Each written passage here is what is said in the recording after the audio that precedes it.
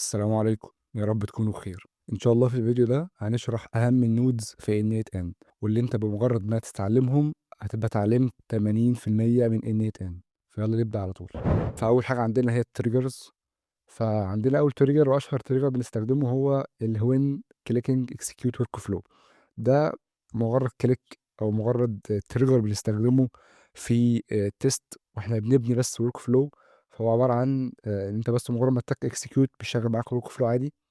تاني حاجة وهو السكادول تريجر، وده بنستخدمه لما احنا نكون عاوزين نرن الورك فلو ده في وقت معين، مثلا كل يوم، في وقت معين كل اسبوع او كل شهر.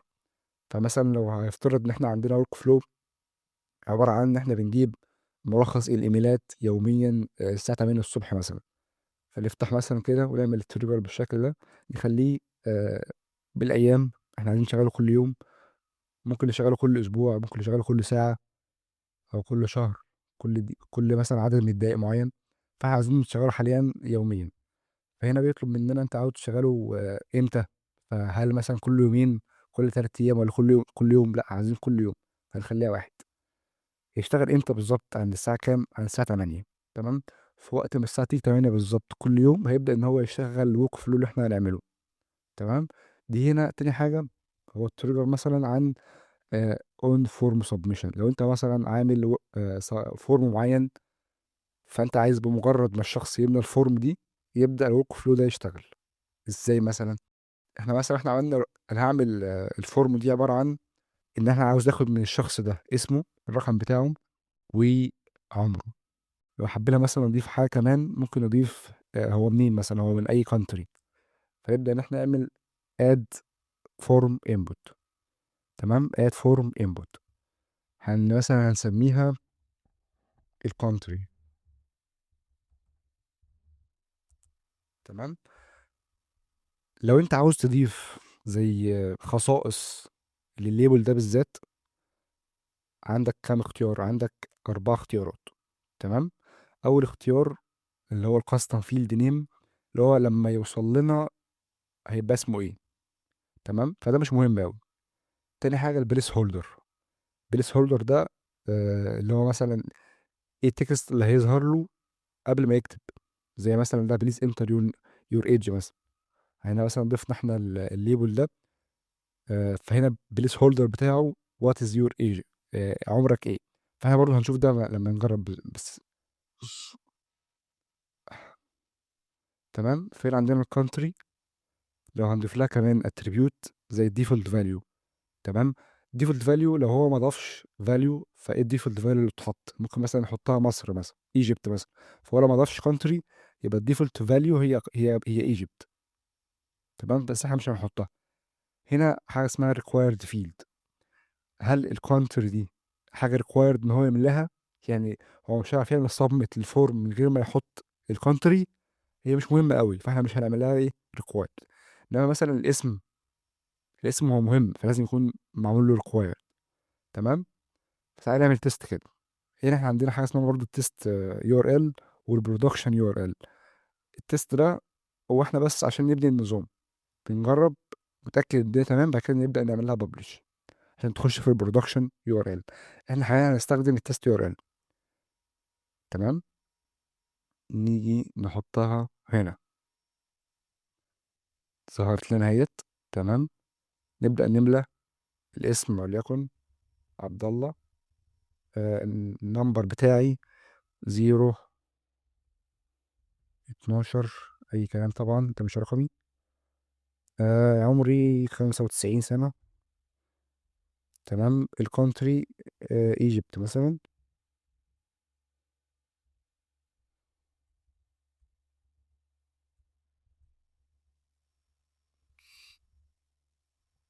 نعمل سبمت.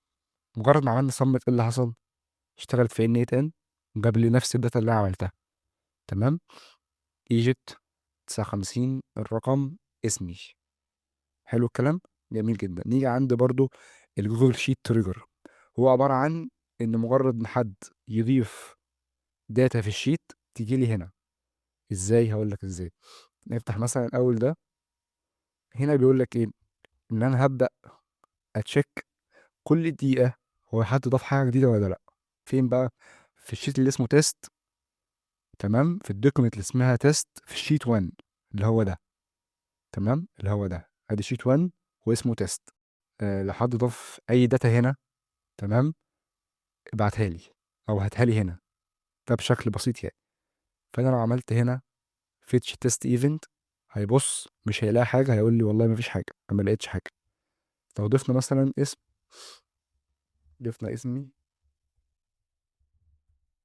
ادي عبد الله، الفون نمبر، نضيف اي رقم، تمام، العمر نضيفه 23، عمر 23، country Egypt، ام الدنيا، ام الدنيا فعلا. المهم، تمام، هنيجي بقى ان احنا ايه نعمل فيتش تيست ايفنت تاني. ايه اللي هيظهر لنا؟ هيظهر لنا الداتا اللي انا لسه حطيتها، ايجيبت 23 سنه، اسمي، جميل. فاحنا خدنا بس جزء بسيط من التريجرز يعني، في تريجرز تانية ولكن دولت اهم التريجرز اللي احنا بنتعامل معاهم يعني. برضه انت كده فهمت حته التريجر. برضه افتكر التريجر اللي هو المثال اللي خدناه في الفيديو اللي فات، ان لما الكهرباء تقطع دي التريجر، الكشاف يشتغل فالجو ينور، ده الاوتبوت. ودايما اي تريجر بيكون جنبه ال- علامه البرق دي، او العلامه اللي هي انت شايفها في اول كل ورك فلوز دي، تمام. فدي بالنسبه للتريجرز. تاني حاجه وهي نقول عليها الاستورج، تمام. دي الحاجات اللي احنا بنخزن فيها الداتا الخاصه بينا. جميل. احنا هنا بسم الله لو خدنا الداتا ديت وحبينا نعمل بيها ابند ل للشيت اللي احنا لسه عاملينه ده، تمام. احنا بس عاوزين نثبت الداتا ديت عشان ايه ما تضيعش مننا. فعشان تثبت الداتا ديت وما تروحش ابدا، في عندك العلامه اسمها هنا اسمها بين داتا، تمام. فاحنا ثبتنا الداتا دي، فاحنا مهما عملنا في ورك فلو هتفضل ثابته. لو عملنا رن لاي حاجه تانية دي مش هتروح، تفضل ثابته زي ما هي، تمام. فانا مثلا عندنا الاستورج دي، احنا ممكن احنا نخزن الداتا في اكتر من مكان. ممكن نخزن في اكسل شيت، في نوشن داتابيز، او حتى تيبل الخاص بان ات ان نفسها. ان ات ان عامله حاجه اسمها التيبلز. انت رحت على الاوفر فيو مثلا، هتلاقي عندك حاجه اسمها الداتا تيبلز هنا كده. انا عملت تيبل سميته تيست، هنستخدمه دلوقتي. انت ممكن تعمل بنفسك كريت تيبل تسميه زي ما انت حابب بقى، سميه اسم، تخش بقى تضيف براحتك اي كولومز اي روز. نرجع تاني، بسم الله. انا لما خرجت ورجعت تاني لسه الداتا زي ما هي، لان انا عملت لها بن، ثبتها، تمام. لو انا حبينا مثلا احنا نضيف هنا رو جديد في الاكسل شيت ده، او في جوجل شيت، تمام. احنا بنسحب الكلام ده في النيم بكل بساطه، تمام. نسحب الفون نمبر مكان الفون نمبر، نسحب الايدج مكان الايدج، الكونتري الكونتري، اكسكيوت ستيب بكل بساطه. نفتح جوجل شيت هتلاقي اتضافت هنا اهي 23 سنه ايجيبت بكل بساطه، تمام. بسم الله. نيجي بقى نضيفها في التيبل، تيبل خاص بان ات ان، نفس الطريقه بالظبط. اتاكد بس ان اللي عندك الاوبريشن عباره عن انسيرت، تمام. وانت بتعمل انسيرت رو، الريسورس عباره عن رو. تختار التيبل بتاعك من هنا. احنا عملنا تيست اسمه تيست، هيظهر لك آه الفاليوز اللي انت تعملها انسيرت. طبعا لو انت عملتها ماب اوتوماتيكلي مش هتنفع، او في الحاله دي مش هتنفع. فاحنا لازم نعملها ايه، ماب اتش كول مانوالي. تيجي تسحب برضو النيم في النيم، الفون نمبر في الفون نمبر، ايدج في الايدج، كونتري في الكونتري، اكسكيوت الستيب، تمام. تم اضافه الايه الرو. نيجي هنا عند الروز، نعمل ريفرش، تمام. هتلاقي اضافت هي ايه نفس اللي احنا، عبد الله 23 سنه ايجيبت، جميل. برضو نفس الكلام في نوشن ممكن نعمله، بس احنا عشان ما حطيناش الكريدنشال فمش هنحطها في نوشن دلوقتي. كده خلصنا الاستورج. نيجي عند أهم النودز في N8N، ألا وهي اللي احنا بنعمل فيها data processing أو اللوجيك بقى زي if statement أو السويتش. تمام، نيجي بقى عند أهم collection of nodes اللي هي ليها علاقة بالداتا بروسيسنج أو بري بروسيسنج واللوجيك نودز زي if statement والسويتش. دولت يعني لا يخلو منهم أي ورك فلو، فركز معايا في دول بالذات. نيجي عند أول حاجة الإيديت فيلدز. هنا أنت ممكن مثلا ناخد بس كوبي منها كده، ممكن مثلا تيجي هنا نمسح دولت، ناخد مثلا عبد الله دي، بس نتأكد سترينج، ناخد عبد الله. عاوزين مثلا ان احنا نخليها كلها كابيتال، نخلي عبد الله كلها كابيتال. نقوم جايين بكل بساطة هنا نكتب دوت ابر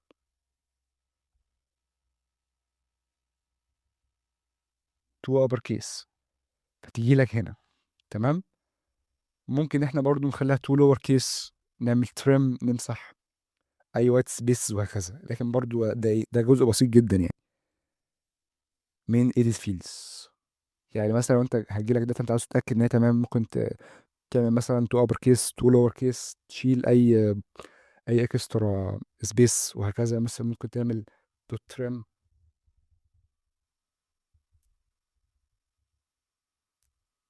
فتبدا ان هي تشيل لك اي مسافه موجوده قبلها او بعدها. تمام، بس نيجي عند برضو حاجه مهمه وهي السبليت اوت. لو انت بصيت ركزت بس في السبليت اوت، هتشوف ان هي عباره عن حاجه واحده داخله واكتر من حاجه خارجه. معناها ايه؟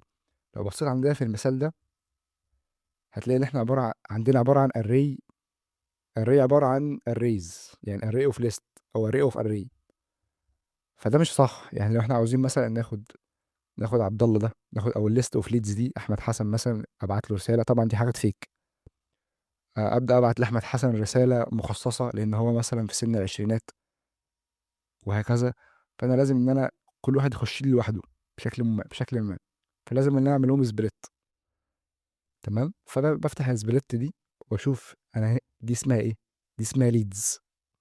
فابدا ان انا سبليت الليدز دي، اسحبها هنا كده بكل بساطه، اقوم رايح حاططها اسبليت، فهي خرجت لي 5 ايتمز بدل واحد بس. فانا ابدا اتعامل مع كل ايتم لوحده. جميل. نيجي على عكسها بقى، لو انت بصيت على الاتنين كده، عكسها ايه؟ الاجريجيت، ان هي بتضم لي اكتر من حاجه تخليهم حاجه واحده بس. عملنا رن، تمام، بنفس الطريقه كل الداتا اللي جايه تخليهم لك حاجه واحده بس. يعني ان شاء الله واضحه يعني. نيجي عند الاف ستيتمنت، ده هنمسح دي الاول. انا دلوقتي بكل بساطه عاوز اللي يجي لي هنا هم الناس الاكبر من 30 سنه مثلا. تمام، فانا هبقى اسحب الايدج دي واضيف كونديشن. ايه الكونديشن ده؟ والله لو، تعالى مثلا هي ايه نمبر الاول، هي نمبر. تمام، والله لو الراجل ده اكبر من greater than ال 30 سنه، ماشي. يشوف اللي يحصل بس عشان نفهم اسرع. المهم بعد ما شغلنا فهنا مثلا عندنا اتنين اكبر من 30 وتلاتة اقل من 30. تمام، يعني طب انا ليه بعمل كده؟ ممكن مثلا ان انا حابب ان الناس اللي اكبر من 30 سنه ابعت لهم ايميلات. طب الناس اللي هم اقل من 30 لا، دول ابعت لهم مثلا على واتساب. فاهمني؟ بس كده. فاهم؟ نيجي بقى عند السويتش. السويتش بقى بيديك يعني مور فليكسيبيليتي شويه عن الاف ستيتمنت. ممكن نعمل بيها ايه؟ وليكن مثلا انت عاوز تجزأ الناس اللي جايه لك دي بناء على الكونتري. تمام، فاجي مثلا اقوم جاي ساحب الكونتري ديت، نعمل نخليها دي سترينج. تمام، خلي بالك السترنج ده بيبقى جنب حرف التي، النمبر او الانتيجر يعني بيكون جنبه علامة الاتش دي، قصدي الهاش دي، الشباك دي. تمام، نيجي مثلا هنا عند السترنج نقول is equal to ونسميها Egypt equal to. تمام، Egypt.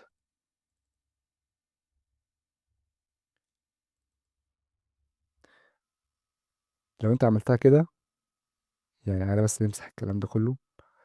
دي لو عملت ران هيظهر لك ايه؟ 5 ايتمز كلهم فعلا من ايه؟ من ايجيبت. بس انت شايف الصفر دي احنا مش عاوزينها صفر، احنا عاوزينها تبقى اسمها ايجيبت. فنعمل رينيم للاوتبوت، تسميه ايجيبت. ممكن نعمل كان واحد بنفس الطريقه بالظبط، بس مثلا نفترض احنا ممكن يجي لنا حاجه من السعوديه، او خليها مثلا من العراق عشان يبقى كتابتها سهله. عراق. ونعمل رينيم الاوتبوت عشان يظهر لنا كعراق، مش صفر او واحد. نعمل اكسكيوت الستيب، هتلاقي في 5 كلهم راحوا لبرانش ايجيبت لان كلهم من ايجيبت. وعراق هتلاقيها صفر. برضه بنفس الطريقه ممكن نضيف اكتر من دوله، سعوديه وهكذا. بس انت ان شاء الله فهمت السويتش ممكن نستخدمه في ايه. نيجي عند الكود ويز جافا سكريبت. هل انت محتاج تكون بروجرامر عشان تبقى بتستخدم النود دي؟ لا، بالعكس خالص. انت اصلا ممكن تروح لشات جي بي تي تقول له الفكره اللي انت عاوزها ويكتب لك الكود بكل سهوله. انت فاكر فاكر السبيت اوت كانت بتعمل ايه؟ تاخد حاجه جايه ليست اوف ليست تحولهم لي كل ليست لوحدها. ممكن نعمل نفس الفانكشن دي باستخدام الكود برضه. فانا لو عملت هنا وصلت دي بالكود، افتح الكود، نكتب الكود ده بيعمل نفس اللي سبيت اوت بتعمله. عملنا اكسكيوت، هيظهر لك نفس اللي ظهر. حولتهم بدل 1 ايتم كلهم عباره عن array اوف array ل 5 array منفصلين. تمام. نفس اللي هي عملته بالظبط. والكود ده انا اصلا كاتبه بشات جي بي تي، يعني مش انا اللي كاتبه. انا اصلا مش عارف جافا سكريبت يعني. كده احنا خلصنا كل دول. ناقص فقط الميرج نود. طبعا لو انت عايز تسحب يمين او شمال معاك شيفت بكرة الماوس تحرك. عايز تكبر كنترول بكرة الماوس لفوق. فهنا هي عبارة عن ايه؟ بص تخيل ان انت جاي لك يعني من اكتر من سورس داتا. زي مثلا دول انا هنا جالي وليكن ليد في النود ديت اسمه علي محمد علي مثلا، ده رقمه وده عمره وده هو من مصر مثلا. وده مثلا احمد حسن من مثلا مصر برضو. جميل. انا عاوز يعني عاوز اخد، يعني تخيل ان دي مثلا جايه لك من فورم، ودي جايه لك مثلا من فورم مثلا تانية. جميل. فانا عاوز الاتنين يتجمعوا في مكان واحد عشان ابدا احطهم مثلا في داتابيز وليكن، او ابعت للناس دي ايميل. تمام. فانا بعملها ازاي؟ تعالى بس نرن الاول، نرن الورك فلو كامل. شايف هو دخل هنا خلص دي، بعدين دخل خلص دي، بعدين جابهم الاتنين حطهم في النود دي، بقى هما الاتنين عندي في نفس المكان.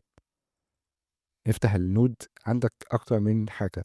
اباند ودي اللي احنا بنستخدمها معظم الوقت، كومباين وسيكوال كويري. سيبك انت من دي ليها قصه تانية خالص. لكن انا بنستخدم اباند في معظم الاوقات يعني. نمبر اوف انبوت ممكن انت ما تخليهم 3، تخليهم 4، خليهم 9. فهنا مثلا لو فتحتها مثلا هتلاقيه فتح لك 9 انبوت. تمام. كده خلصنا الاباند نود. نيجي عند الاي بي ايز والويب هوك. دولت بقى انت نتعدل لهم كده عشان دولت مهمين جدا جدا جدا. ولو انت فهمتها يعني انا هبقى مبسوط جدا لو انت فهمت الاتنين دول بالذات. انا حته الويب هوك ديت انا قعدت فيها يمكن يعني ساعات عشان افهمها. فلو انت فهمتها خلال الدقايق ديت فيبقى انت عملت معجزه يعني. تعال لو بس نفهم ال HTTP request. انت لو انت فتحت هنا ودورت على حاجه اسمها ويزر مش هتلاقيه. يعني ده يعني اللي هو قصدي على الويزر الفري، دي مجانيه. تمام. لكن انا قصدي على ويزر اللي هي بتاعت بسم الله، ويزر اي بي اي اللي هي مجانيه، اللي هي دي فري ويزر اي بي اي. لو بحثت عن فري ويزر اي بي اي مش هتلاقيها. بص هو اصلا قال لك ايه؟ قال لك لو انت مش لاقي لو انت مش لاقي اللي انت عايزه، تمام، دونت وري، ممكن تعملها عادي ب HTTP ريكويست. فاحنا هنا بنستخدمها امتى؟ لما ما نلاقيش الابلكيشن اللي احنا عاوزينه من ضمن الايه النودز اللي موجوده هنا في ان 10. تمام. فاحنا هنا بنسطب او بنحط الداتا الخاصه بينا، نوع الميثود، نظبط اليو ار ال. الكلام ده ان شاء الله هيكون لي فيديو مخصص يعني، بس انا بحاول اوضح لك الفكره. تمام. فانا عملنا اكسكيوت ستيب، هيجيب لي والله ان احنا الكايرو ويزر. النهارده يوم كام؟ تمام. الويزر كام بقى، يجيب لك كل الداتا الخاصه بيك اللي انت عاوزها. فاحنا امتى بنستخدمها؟ لما ما نلاقيش النود المخصصه ليها هنا، بكل بساطه. وان شاء الله يكون في فيديو كامل عن الموضوع ده، وان شاء الله هيبقى الموضوع سهل وبسيط يعني. نيجي عند الويب هوك. بص، الويب هوك ده كانك بتقول ان مثلا ابلكيشن لما يحصل ايفنت معين، ابعت لي الداتا الخاصه بالايفنت ده على اليو ار ال ده. ماشي، تعال نفهمها عملي. تخيل معايا ان انا هدي ابلكيشن اليو ار ال ده، تمام، التيست او البرودكشن، واقول له بمجرد ما حد يبعت لي رساله واتساب، والله هات لي الداتا الخاصه بالراجل ده والرساله اللي هو بعتها. تمام. احنا نعمل حاليا الموضوع ده. فانا اخد اللينك ده واروح على ابلكيشن اسمه شاتوت. تمام. وهدخل اقول له، مش هم تفهم الكلام ده خالص، بس انا عايزك تفهم بس الفكره. هدخل اقول له مثلا مجرد ما حد يبعت لي رساله، ماشي، يبعت لي الداتا بتاعت الرساله ديت على الايه، على اليو ار ال ده، هنسميه تيست. تمام. كرييت ويب هوك. كده ويب هوك اتعمل. معناه ايه؟ ان انا لو عملت هنا كده ليسن، تمام، وحد بعت رساله،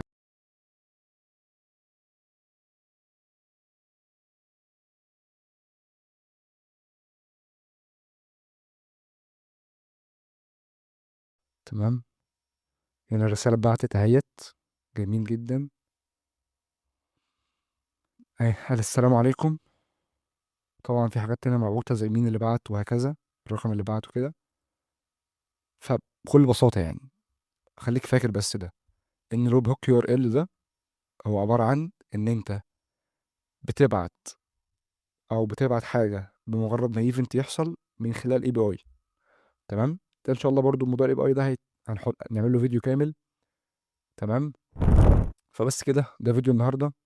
ولو عندك اي سؤال او حابب ان انت تشارك في الافكار الفيديوهات اللي جايه، هسيب لك لينك دي ان بتاعي في الوصف. تبعت لي عليه اي فكره انت عاوزها. وبس، دمتم في امان الله. اشوفكم على خير الفيديو الجاي. سلام.